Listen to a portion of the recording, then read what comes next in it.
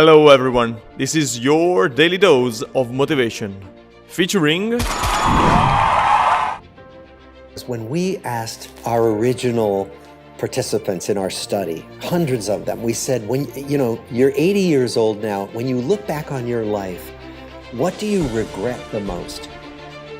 More than anything, many of them said. So what's wonderful for me about this study is that it has followed the same people for their entire adult lives. That's completely unheard of in the history of science. It just doesn't happen. So we started with people who were teenagers and followed them for, now we're about to enter our 85th year. We've followed people for 85 years. Most of the original people have passed away, as you can imagine. Of course. But we've started studying their children, who are all baby boomers.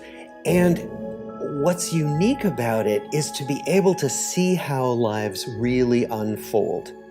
Not how we remember them, because if you think about it, when we try to remember what happened to us, there are big holes in our memories, right? Very well And we get creative about, I'll make up stuff, and then like my wife will correct me and say, no, it didn't happen that way. And she's always right. Yeah. And so I think to be able to follow lives forward and not know what the outcome is going to be is just amazing. So that's the big picture. It started in 1938 with two studies that didn't even know about each other.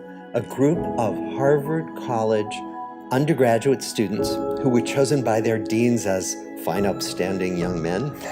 And in a study of how people were going to develop from adolescence to young adulthood. They thought maybe this study would go for 10 years. They never dreamed I'd be talking to you today about the study still going 85 years later.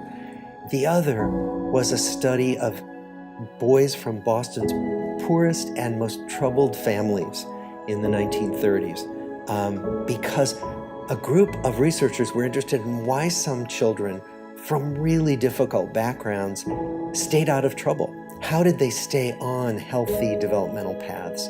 And so we studied a group of young men who hadn't gotten into trouble, even though their families were plagued by poverty and illness and crime and all kinds of difficulty. So those two we've studied together, two ends of the spectrum, and now fortunately we've added women. We started out with all white males because that's what the city of Boston had in 1938 for research to study, and fortunately more than half women, more people from different backgrounds, lots of immigrants. So we're very excited about this kind of diverse sample that we've grown into. Well, the biggest findings were about relationships, but also about taking care of our health, taking care of our bodies. One of our study members said, take care of your body as though you're going to need it for 100 years. And so what we do find, and many other studies find, is that getting regular exercise, eating well, getting decent sleep, getting regular medical care if you can, all of those things, not smoking, not using alcohol or drugs, not abusing at least, that all of those turn out to have huge effects on how long we live, how healthy we stay. But the surprising thing was what you named, which is this finding that the people who stayed healthiest and lived longest had the best and the warmest connections with other human beings. When we asked our original participants in our study, hundreds of them, we said, you're 80 years old now, when you look back on your life, what do you regret the most? More than anything, many of them said, I wish I hadn't spent so much time worrying about what other people thought. And that's just what you're naming.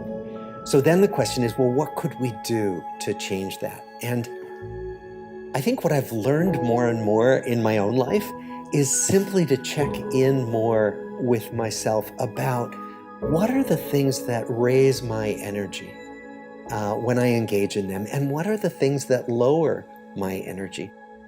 Thank you very much for watching. Subscribe to the original channel, subscribe to our channel if you like the video and leave a like. Comment below what you think about what you just heard. And as always, stay motivated. See you tomorrow.